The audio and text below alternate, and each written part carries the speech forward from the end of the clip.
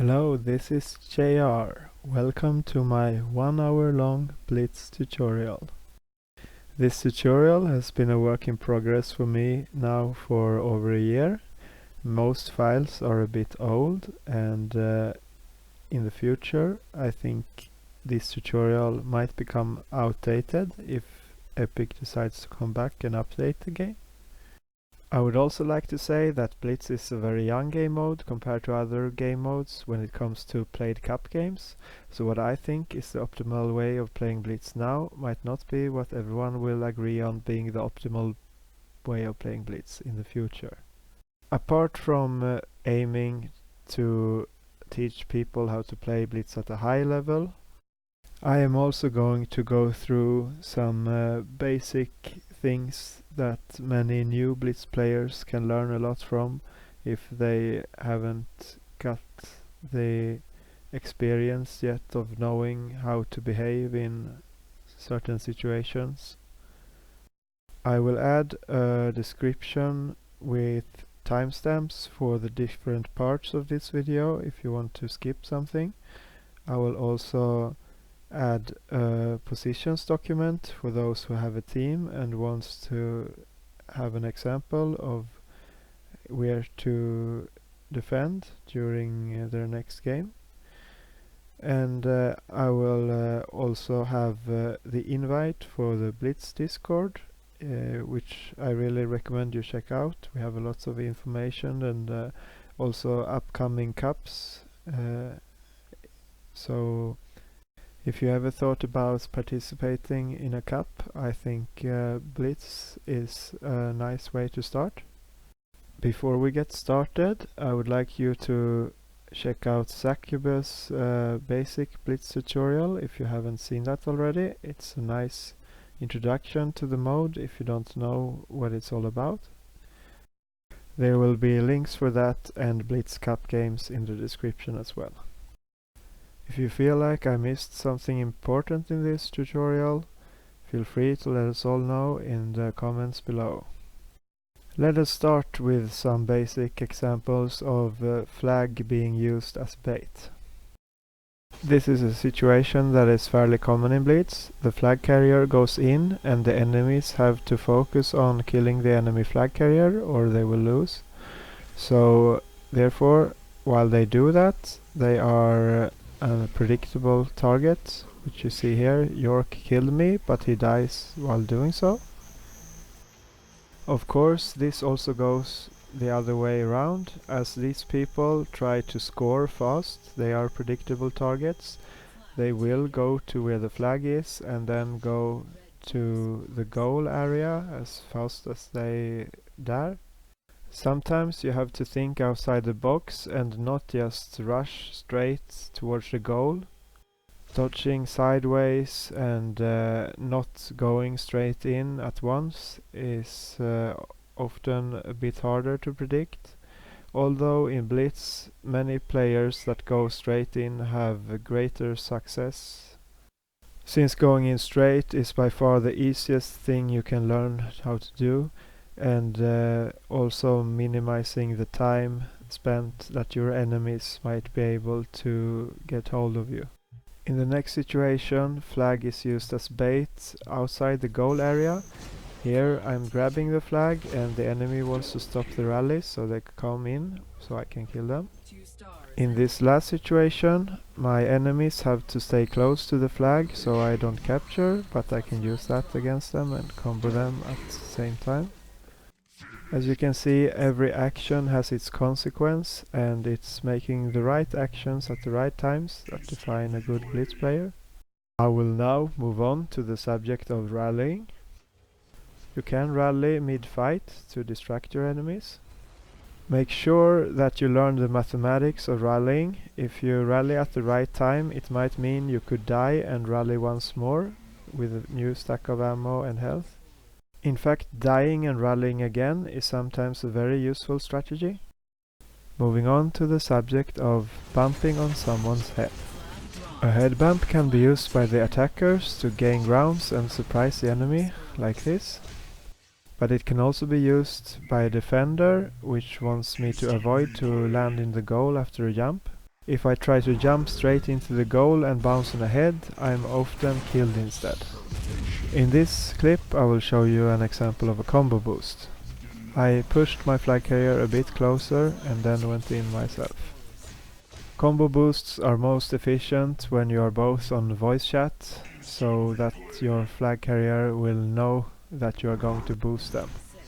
It's also very useful when there are a few seconds left before you lose, and that boost can add the extra second you need. Just be sure to know what you're doing so you don't send your flag carrier in the wrong direction cursing you. Moving on to the scoring system. Since it doesn't matter how much bonus you have if the enemies have 1 star more than you, it is usually a good idea, like in this example, to go for 3 stars.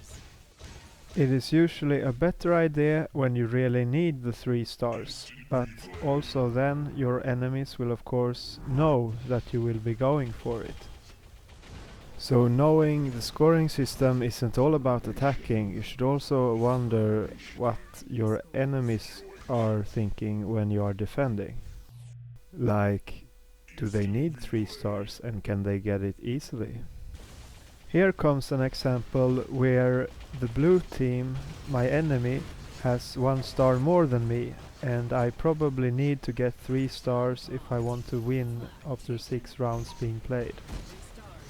When you are used to playing Blitz, you know when you need to take those extra risks and when you need to play it safe instead. So make sure someone in your team has this kind of knowledge and that your teammates will listen to this person when this person gives ideas of what to do. Remember though that if you have a really big star difference between 2 teams, that could just mean that one of the teams took some risks that paid off, while the other team's risk taking didn't pay off. In the examples I'm showing now, I'm going for 2 stars instead of 3. Of course it's the same thing. If you can't go for 3, you should go for 2. Stars are better than bonus. In some rare cases, of course, bonus is really useful, but most of the time you need those extra stars to win. In this example I didn't go for the maximum amount of bonus, but I knew that I was able to circle around my enemies and still get 2 stars. Of course at a high level the enemies would not be so easily distracted. In this example I made the final rally just before going in, which is usually a good idea, because then if I die, my teammates who come from the rally will take the flag and might be able to capture right after I died. Or at least go back to the rally point so the chains of rallies can continue. I will now show some examples where bonus really matters. In this example I would have won with 1 star and 50 seconds. So if I could have won going in 1 minute later, why didn't I?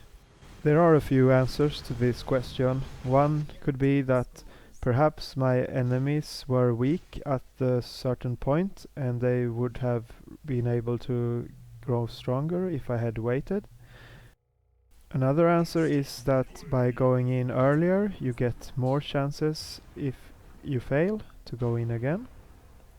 And of course, as a flag carrier you don't want to be too predictable and always go in at certain points in time when your enemies will expect you. This is an example where the game ends after 4 rounds only, due to the other team having only 2 rounds left and can only always get a maximum of 4 stars and 60 seconds per 2 rounds. The next example is a game which ended after 5 rounds only. The red team, having rallied a lot, had already eliminated a big part of the blue team before they were trying to go in for the win. If you look at the stars and bonus difference at the end, you see that blue has no way of getting back into the game in the 6th round, which is why the game ends after 5 rounds. As you will see from the next example, the game freezes for a second or so when you are really close to capturing the last seconds in the goal zone. There's a similar game mechanic for the dropped flag, which timer doesn't tick down as soon as an attacker is nearby. Sometimes you may be fooled that there is time left, even though you have already lost the round and the game. The two examples that follow show why.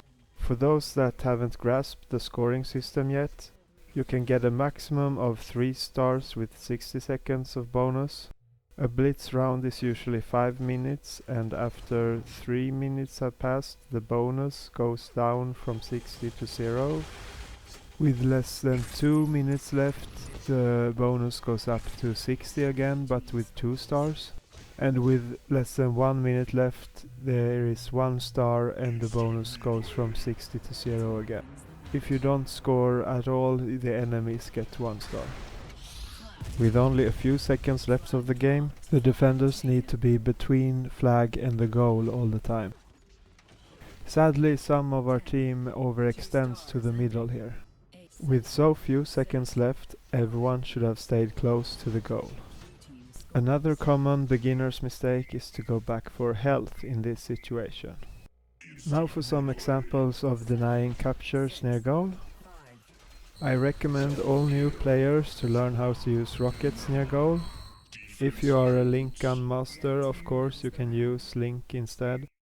These are the two most available guns for defenders, but if you happen to have your favorite gun and know how to deny flag, use that then. Remember that when defending near goal, it's okay to get fragged. The important thing is to stop the enemies from scoring. And if you have lives left, you will soon be back into action again, since it's so close to where you spawn. There are some sneaky ways of denying enemy flag carriers of rallying at certain places. I recommend everyone who wants to get good at Blitz to find how to combo each rally point from a safe distance. I believe that I might have been the first one to find this way of denying this rally point here. This is one of the first times I'm doing this, and since then most experienced Blitz players have found ways of countering it. Another thing that is important to combo is passages close to the goal area. Since the rally only lasts for 20 seconds, after having killed a few of them, they are usually forced to retreat. This clip illustrates the push and pull factor of Blitz. First they pushed and we pulled, and now it's the opposite. And now it's back to where it started again. A good position like this is of course never left unchallenged. And while being exposed, my only defense is to keep moving. Of course, it might be a good idea to abandon your position if they are trying to score. Now you also know that this spot here is not safe from the Redeemer. This example illustrates a final way of using combos, a way to make the enemy flag get comboed in the wrong direction, where you can more easily deny it time after time. Since shock is considered one of the more useful weapons in UT4, a good team might try to steal it from the defenders when it spawns every 20 seconds. Sometimes when the enemies have made a rally, they are so weakened that they can be attacked from different angles. As a defender you need to choose your battles wisely and make sure you attack them when they are at their weakest or most vulnerable. The following is a longer example of how to defend around a position. Apart from this one-on-one, I am avoiding battles where I'm outnumbered and try to attack from a distance. While I call for teammates' aid, I see that the enemy flag carrier is falling back, so I steal the shield belt. If the enemy flag carrier unwisely challenges me, then of course I can try to stop the rally on my own. Since I'm now low on health, I'm going to try to just make them lose as much time as possible. Of course this has its limits, so I soon have to fall back for health. However, my teammate made sure I couldn't take the lift, so I had to take a riskier path. Dying as a defender is usually a bad idea, but it's a bit better now when the flag keeps on falling on the ground and they have no rally. That is also mostly the only time as a defender you accept trading kills. 20 seconds later and I'm back in position. Every dead defender therefore means an opportunity for the attackers to push into the map for about 20 seconds. The other defenders need to adjust accordingly for that reason. Defenders need to be coordinated with each other and guard the map's choke points, so the attackers lose a lot of time. To attempt to stop rallies going in one by one and dying each time is a very inefficient way of defending. However, if you do succeed to stop the chain of rallies, your enemies will have a harder time against the rest of your team as well, since more rallies means more enemies to fight. If you do this, you should lock up the area around the dropped flag. A trick you can do in that situation is to let the enemies pick up the flag and then kill them, so that the timer of the flag doesn't get reset and you can control the map for a longer time. Here I am relying on my friend behind me, who for some reason just abandoned me mid-fight. My final word on defending is this. Always mind the enemy flag so they don't get free grounds or rallies. A good redeemer gives free grounds in a way that it's very hard to stop. The defenders would have needed to kill me before this clip even started, or they would have needed to shoot down the redeemer. So when redeemer spawns with less than 2 minutes left of the game changes a bit. This is an extreme example of me running from my own base all the way with the redeemer until we both reach the goal zone at the same time, where the defenders can't do anything to stop us. The defenders should have realized that they needed to do anything they could to kill the enemy flag carrier before he got into the goal zone with the redeemer. Of course, as a flag carrier, this is exactly what you want to happen. So here I am waiting for the redeemer to come closer to the enemy base. Also note that I had just made a rally, so in case all fails, we don't lose map control. And as discussed in the first part of this video, flag can be used as bait if I die, so that the redeemer gets a lot of kills. And since my team is not all dead or back in base, they can finish the job for me. You can also secure a few important frags, make your enemies hide from the redeemer, secure a rally point, or shoot the redeemer at the ones trying to stop your flag carrier from getting into the goal area. In this example, the redeemer guy had walked all the way up to where flag spawned, so we could synchronize and catch our enemies off guard. Since you can't rally with the redeemer, this might be the best approach for the highest level teams who can't spare another person for too long. However, you have to be really careful when you are walking with such a dangerous weapon as the redeemer, since if the enemies get it, they can deny any rally or any capture. So just like when defending against the redeemer, you need to know where it's safe to stand and spread out in the map accordingly when playing against a stolen redeemer. Like in this example, have an active rally always. Try to force your enemies to use the redeemers by going in a few at a time. An even more important item in Blitz is the amplifier. At least on the highest level, where a single amp run can make you steamroll the enemy team from amp spawn to their base. The first amp usually spawns at 3:30 and then respawns again every 90 seconds.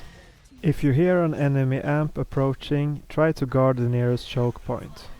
The amp is only active for 30 seconds, so time is your friend if your enemies have it. If the attackers pick it up, they usually want to rally as soon as they get it, so they don't lose time walking through the map. If you steal the amp as a defender, a good idea could be to suicide over a cliff immediately so no one else can use it and you can get back to base. If you don't know how to be careful with amp, you might want to play as safe as you can with it so your enemies can't steal it. A good strategy is to have one or a few others of your team always close to the amp carrier, so in case he dies, someone will pick it up immediately. Always think about the possibility of there being a fight over the amp when it spawns. Try to rally close to the amp spawn a few seconds before it appears, and pick it up as soon as possible. If you hear, "Someone pick up the Udamage," then it's still up. Now moving on to the subject of attacking in general, and in this clip specifically, the art of rallying. There are different ways of carrying a flag. If everyone in the team is at the same level of flag carrying skill, then perhaps a more aggressive approach is useful. In the start I often stay behind walls so no one in the enemy team can see me. The game mechanics are built in the way that if someone in the enemy team sees me, everyone will see me on their screen at once. By listening to my teammates on Discord voice and also checking for death messages and looking at the minimap where my teammates are, I get a basic understanding of where my enemies might be. As you see here, I've called for my teammates to control the area so I can rally in safety. Don't underestimate how much armor means for a flag carrier. By playing it safe, I can get a nice armor stack which can make me either make a really hard rally, survive an ambush, or perhaps even score. In this example I rallied in an unpredictable manner, and now I'm moving in a pretty unpredictable manner, and finally I'm going in an unpredictable manner. Grenade jumping. This is not a very standard example, and it's not even played on a standard map. But it's nice in the way that the flag is never hitting the ground, since a good offense always minimizes the time the flag spends on the ground. Discover what path of the rallies make more sense to you and your team. Usually some path is better than the others. Many times even one side is better than the other. And if you only need one star to win, you can just rally at the first two rally points back and forth. I will now continue with examples with weapon boosts. When going in for the capture, weapon jumping brings in elements of speed and also being a bit more unpredictable than usual. This flak dodge here costs me up to 90 HP, but usually this is worth it. The difference by not weapon jumping and a good defense shooting at me while walking in towards the goal is usually much bigger than 100 HP from a rocket jump. Even if you get killed mid-air performing a weapon jump, the flag often comes to a place that is pretty close to the goal, which is not often the case when you walk in the normal way and die. It is also very distracting for the defenders.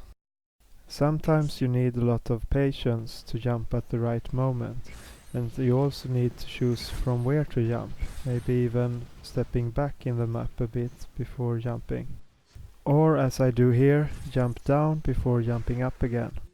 The basics are that while going in a direction, you dodge or press jump while looking at the ground and firing at the same time. With the exception of the sticky grenade, where you don't need to look down into the ground. It has the exact same trajectory as a double rocket dodge. That is when you make a flawless grenade jump. If you make a slight error in timing, you will notice that it doesn't go as high or as far or as fast as it should. But that also makes your air flight a bit more unpredictable. And as in this example, walk over it, jump as soon as you passed it, and press fire at the same time. Be aware though that if someone shoots at your grenade, you might both take damage from the shot and self-damage from the grenade.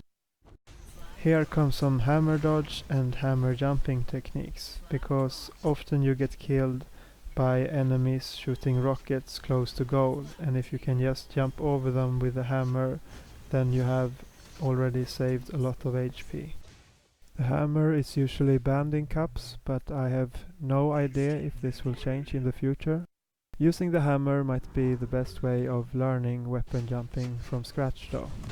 Be aware that your enemies are usually able to recognize that you're about to jump though. Remember also that it will cost you some HP, 100 for rockets, 100 for flak primary, 90 for flak secondary and grenades, 45 for shock and 40 for hammer. It will actually cost you a few hit points less if you perform it with the exact correct timing. But if you play with the risk of destroying yourself with a weapon jump or getting shot at and dying at once, the flag might be hard to reach for your teammates. Therefore, there are usually better ideas than going in for the jump. Try experimenting on the maps by yourself to use new jumps. Here, for example, I could have placed a sticky grenade on that wall I just dodged on and then have used that grenade jump to get on the bridge instead of doing what I just did. I will finish off by showing some jumps from the lift in FR Foundry. You should learn how to use things as lifts, pillars and walls to your advantage in the goal room. As you can see, the lift is just as dangerous as being close to the actual scoring area. As a defender, you need to cover the key areas and have someone standing in goal shooting down the jumper. Since our enemies often split up on either the right or the left side, me and my teammates here had a plan to rush through the middle of the map. Blitz is often a game of choosing which areas to attack and push the enemies back from and which areas to not do anything about.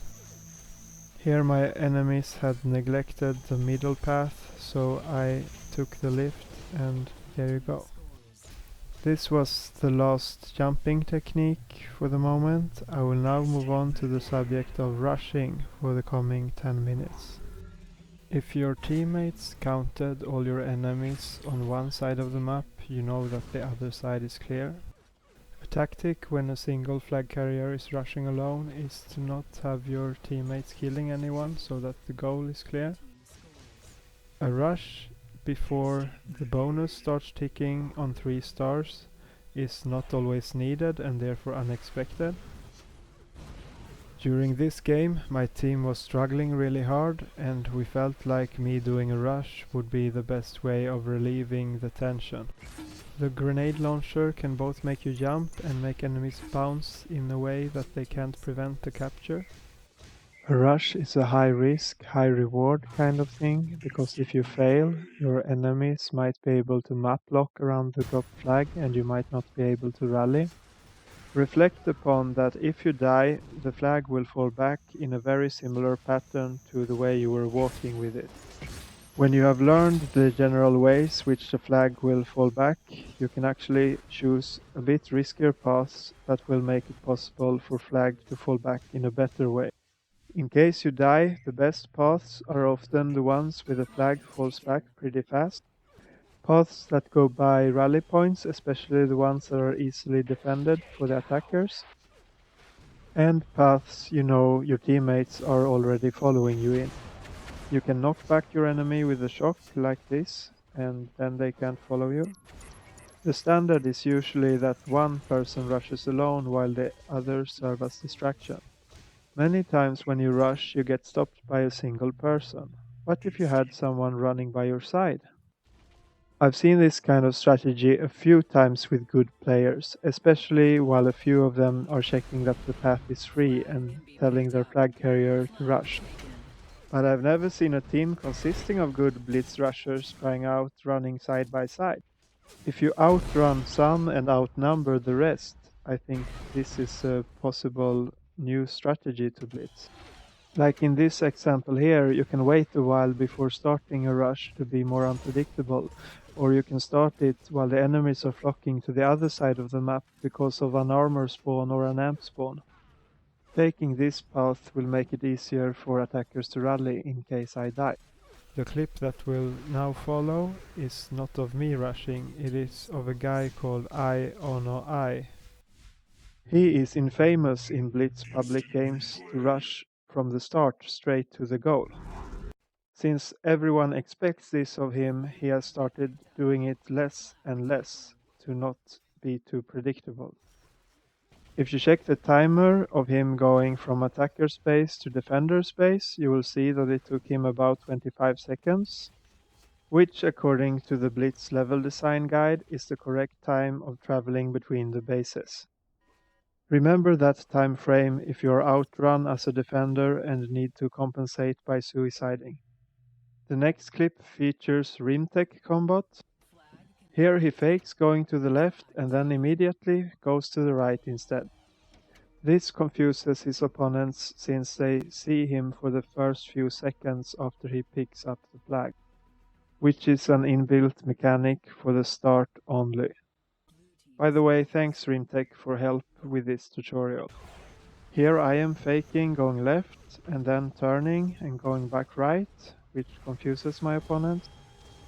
Then I skip this exposed rally point just to go in, which forces them to run with me and I can get the free kill. It's usually a good idea to rush if your team is good at fragging the other team while rushing against it, since just like you are predictable rushing, so will they be following you. If your team is likely to get out-fragged while you rush, it's probably a bad idea though. Mind that in case your rush fails, someone in your team has to take the flag and go back and rally somewhere safe. In case many of you die, it's important that you also make a second rally so that your teammates who died can not only teleport back once, but also after they die the next time, since you only can rally once per rally, being activated by the flag carrier. Try to choose the right moment to pick up the returning flag and try to be as fast as you can, since a good defense will make every effort they can to stop the next rally. And if kills are being made, you might be weakened for the next few rallies as well. But perhaps the trade-off is good for the attackers if they get closer to the goal zone with their rallies than they would have in case they hadn't performed the rush in the first case. When a rush has failed, a common beginner's mistake is to not let it return, trying picking it up in a hard situation and dying, making it returning slower into the map where a more experienced player could have waited for it and rallied. This clip illustrates another beginner's mistake, everyone going out through the same exit from base. This makes it possible for me to sneak into an exit they are not guarding. The following clip covers an example of rushing as a last resort. As you can see, we have no rally and there are only 40 seconds left on the timer. The worst nightmare now is the entire enemy team guarding the flag, so we can't pick it up. My plan was to distract the ones here and then take the flag from behind, but I failed my jump and now I have to fall back since there's no point of me dying with so few seconds left. 1 HP is too little, so I take some armor and HP that came across my path.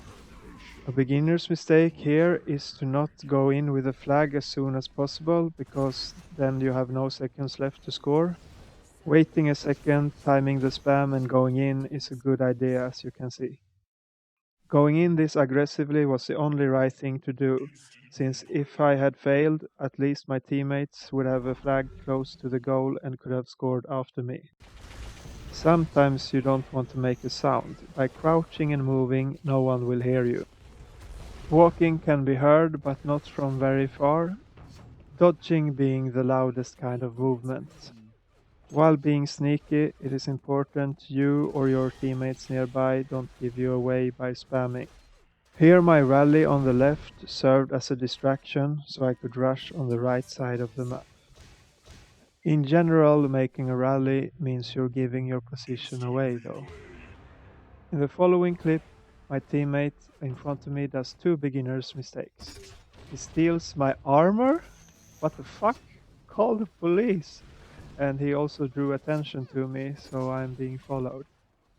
I believe that flag carriers always should get the armor in attack, since the other attackers can always die and get a new rally, while the flag carrier's health remains intact for as long as possible. In the following clips I am scoring in a map that was new at the time this clip was played, therefore the enemies had no idea how to defend against rushes. Measuring the opposition is good before choosing to perform a rush.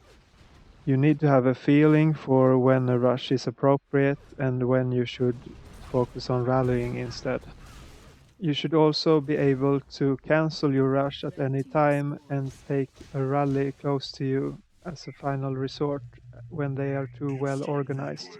If you manage to suddenly rally at the last point without your enemies all having gone back to their base, this will result in all your teammates getting a free teleport ahead of the defenders, which might prove fatal and make you score. The following clips have the same theme, a jump mid-map to make your rush faster and even more unpredictable. This clip in particular also shows the usefulness of being able to run backwards in the map, scoring at the same time, especially at the goal zones of each map. This is something I have practiced by my own, and any good rusher should practice it as well. We have a minute now, so I'm going to talk about rushing without the flag. When your flag carrier is rallying and you have someone already covering him, the other attackers can spread out and try to outnumber some defender and perhaps attack the defenders from behind. Trading kills is good if you have an active rally, since you can get back at once while the defender loses one of his 5 lives. Once you gain the new area, you can also have your flag carrier come there while you cover it, so you get closer to the goal with your rallies. Being close to the goal with your rallies is usually the best idea, since this forces the defenders to defend the goal with their lives, and the attackers can choose to go for more kills or the capture. Of course, you can also skip the final rallies and just go in case they aren't that well prepared for it. Also, if you take a rally point, but your flag carrier can't make it in time before they attack you, at least you serve as a useful distraction. Now to the subject of using your enemy fire against them.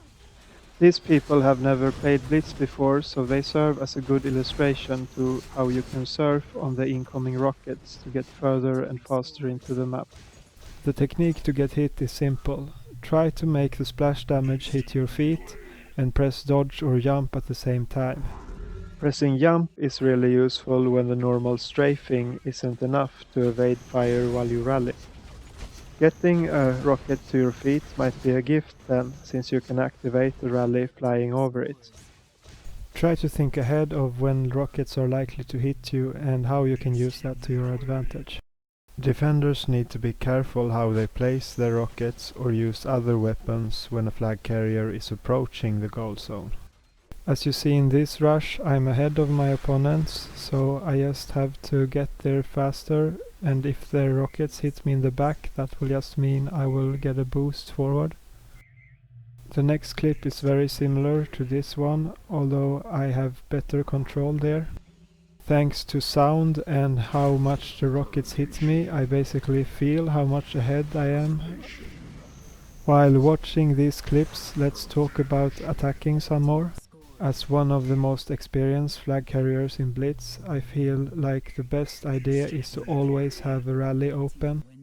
The flag carrier should constantly be moving between the rally points and stay at each one for 3 seconds so a new rally gets activated all the time. The only exceptions is going for vials or armor, and when an enemy defender comes to disturb, since you don't want to risk losing control over the rallying. The attackers who come out of the rally should at first prioritize securing the next rally and make sure the flag carrier is always safe by rotating around the current rally points. From there they can support with hit scan. When the new people come out of the rally point, the current people supporting the flag carrier should instead rush forward into the map, which works best to do in pairs of 2. They should steal the shock and the armors and time them so they can steal them again, and engage the defenders in close combat fights, which are more likely to end up in frags on both sides. If an enemy tried stopping the rally from behind and is almost succeeding, the people need to fall back and make sure another rally is made. In that clip I used a shock jump to make my enemy panic so he would rocket dodge me into the goal. As a defender you must learn how to air rocket instead of just giving enemies boosts. After having defended near goals for many times, you will finally learn how to not do a blunder and make the enemy score.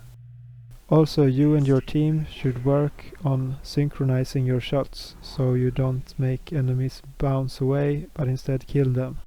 And learn when it's okay to shoot at their feet. In this last example, I had so much health that I survived the air rocket. It actually made me fly into the goal. Which brings us to the topic of failing. Here I just failed the jump to the high ledge near goal in Meltdown. But by trying to make the best out of the situation, of course I was a bit unpredictable by failing the jump. All is well that ends well.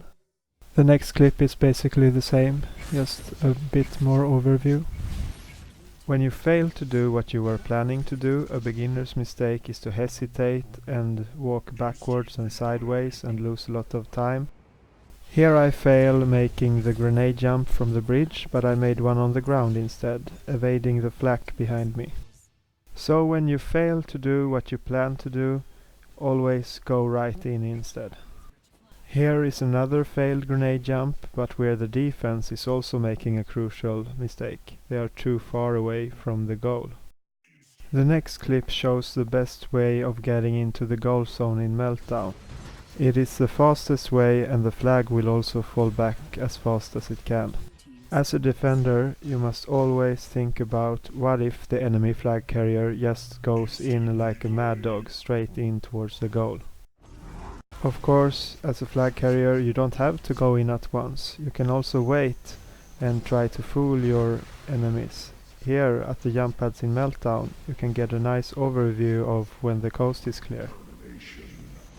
It's hard for the defenders to frag well and stop the flag carrier who is not coming in, making it harder for them to stop you when you're actually going in or going back for that rally.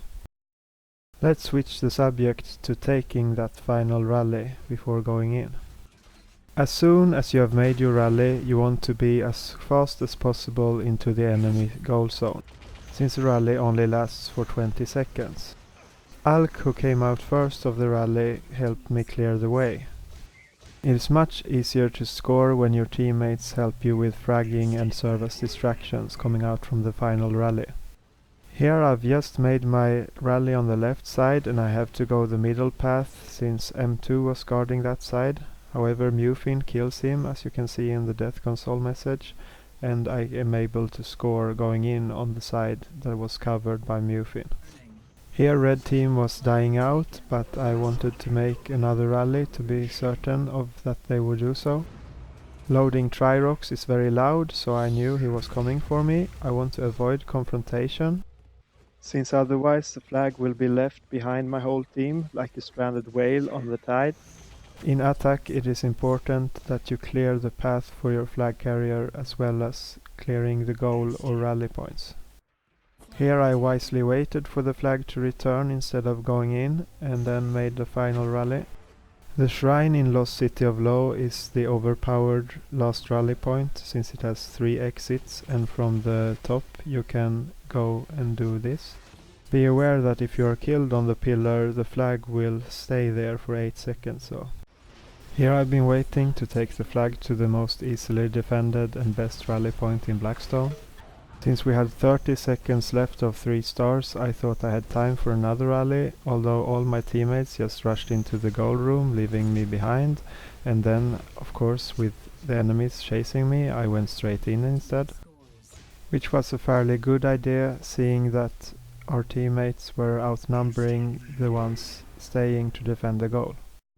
Now to the subject of assisting your dead flag carrier. This is what happens when defenders are not near the flag that has been dropped. You must always assume attackers may sneak behind defensive lines. When the flag is close to goal, it's just a matter of seconds before it can be captured, so be sure to position yourself and not go back for health unless you know it's safe. Sometimes, of course, you should go back for health so you don't lose another life. Losing rounds is worse than losing lives though. Here is another example of a defense that is not communicating well enough. Alberto here kills a flag carrier and then goes to defend it at the other side, but I don't want to go there. As the flag returns forward into the map, I take it and rush into the goal zone where my team just had taken over control, ignoring Alberto P. Both sides of the defense were assuming the other side had the control. To avoid this, you must do a lot of practice with your team. Here I am running with my flag carrier, avoiding eventual combos and splash damage he might die from. Running a few dodges behind him, but still being able to pick up the flag as soon as he drops it. It is often hard to stop the fast incoming waves of attackers with this tactic. From my experience, team coordination is one of the most important aspects in Blitz. When it comes to the goal zone for attackers, some are better at killing the defenders while some are better at capturing. Both parts need to optimize their coordination with each other for maximum attacking power. Both parts are something you get better at the more you try it and the better the opponents you try it against are. Like with anything you practice. The following is an example of a flag carrier that should have went more straight in to make it easier for me and his other teammates to cap since he was going to die. Now time for some general talk. You always start with 3 guns: Link, the Enforcer, and a third gun depending on if you're attacking or defending. The third gun is really useful for the kind of combat the other side wants to engage in. Try to always give the Enforcer or Link gun to the enemies when you die. Sometimes you see a team steamroll another team, or even 2 teams steamrolling each other at different rounds. This could be because the losing team are short of useful guns, due to dying, losing map control, and also not killing enough. Of course, there is also a domino effect when a few people start dying and the rest becomes outnumbered. It is very tempting to go desperado and throw yourself at the enemies to regain control. This is a vicious circle. Instead, you must give up some grounds for free and gather up somewhere safe. This is still bad for your team, however, since Blitz is mostly a game of map control and pushing your enemies back to take new areas. Apart from Blitz knowledge, which you get by playing the mode and hopefully from this tutorial as well, the third component in being successful in Blitz is of course frag power. All the more so when most Blitz teams has so little experience in comparison to other teams in other game modes. If the amount of Blitz Cup games someday becomes similar to the other game mode Cup games, this might even out, in my opinion though. Speaking of frag power, you shouldn't blindly look at the damage counts or the kills. Depending on the strategies for both teams and how the rallies went, there might be different kind of frag counts for both teams, which doesn't necessarily have anything to do with the actual result in stars and bonus.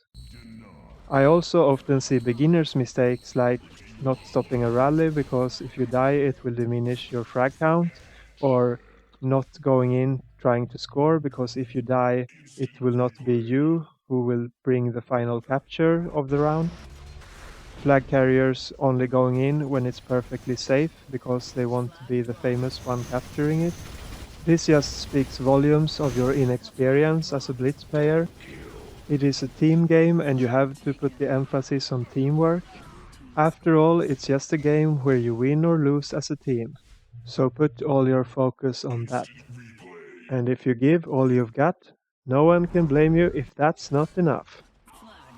Here Alk feigned death to give me the flag.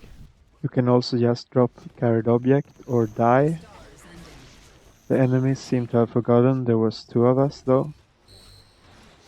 In this final part of my tutorial I have collected a number of caps from different people as examples of that you can capture with very different style. The clips are about 1.5 years old, so if you're not in them, please don't be mad at me. Since we're going in alphabetical order, next up is Be Water. who has always been good at moving with the flag. All these clips start with me carrying the flag, and at some point I die, and then this person comes in to capture. Since I haven't given you a pause yet, I will now give you the chance to observe while I stay mostly quiet. Flag taken. Blue team scores.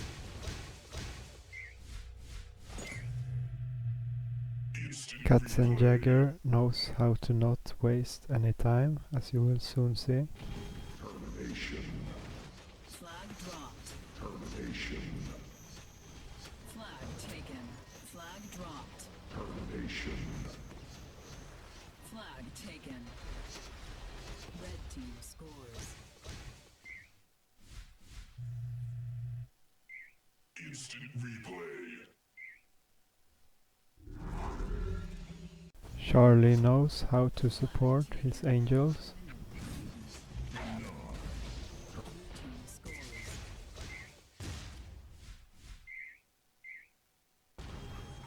Flag dropped. Flag taken.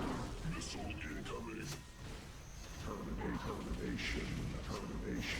CST knows how to stay behind his flag carrier. Instant replay.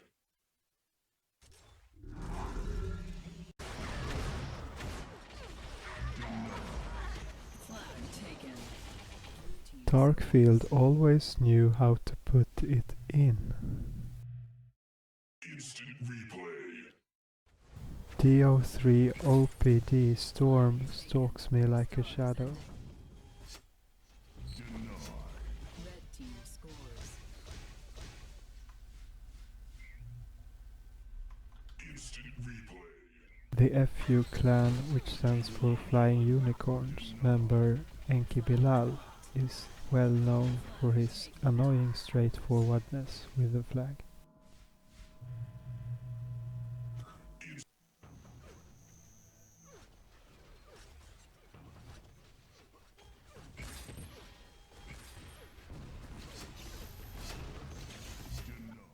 My ninja moves are improving, but I'm still just an apprentice to my master, the mysterious who goes under the name of Fat Chef. Flag taken. Blue team scores. Instant replay. Nation. Flag taken. Redeemer online.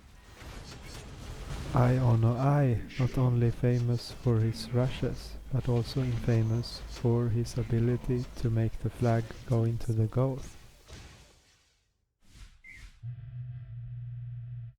Instant replay.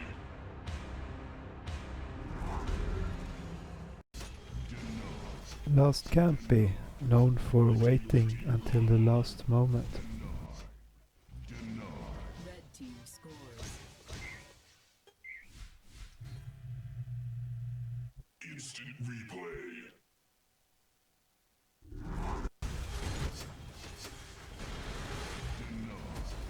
Flag drop. Flag. Red team scores. Watch out for Marek, who takes half-second ping compensation to the next level. Besides being one of our most loved content creators, Mogno also has the habit of saving my day when we play Blitz together. A famous citation goes that the greatness of America is not that it is flawless, it is that it always repairs its mistakes. Well, the same goes for Moody George here. Flag taken. Flag dropped. Blue team scores. Rimtech, who helped me making this tutorial, knows how to never miss his flights.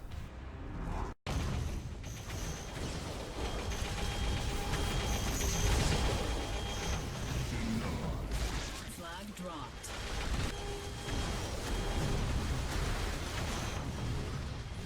Flag is returned. Flag taken. Blue team scores.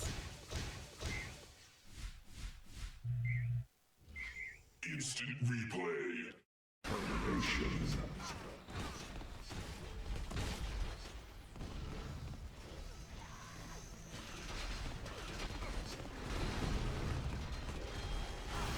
You can always count on Savage 3D doing the dirty work. Blue team scores. Instant replay.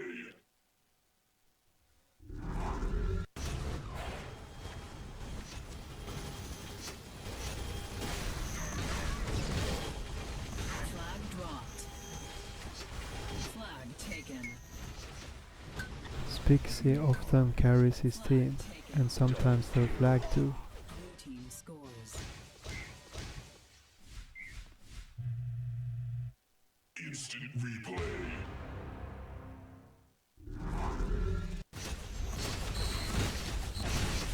Denied. Flag drop. Flag. Red team scores. Temper doesn't have a quick temper, but at least he's quicker than his temper. Instant You can always count on that winter is coming.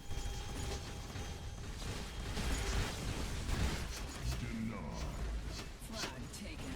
Finally, thanks to everyone on my team, everyone who ever played with my team, everyone who ever played Blitz with me, everyone who ever played UT with me, everyone for watching this to the end. The final kills and capture goes to York.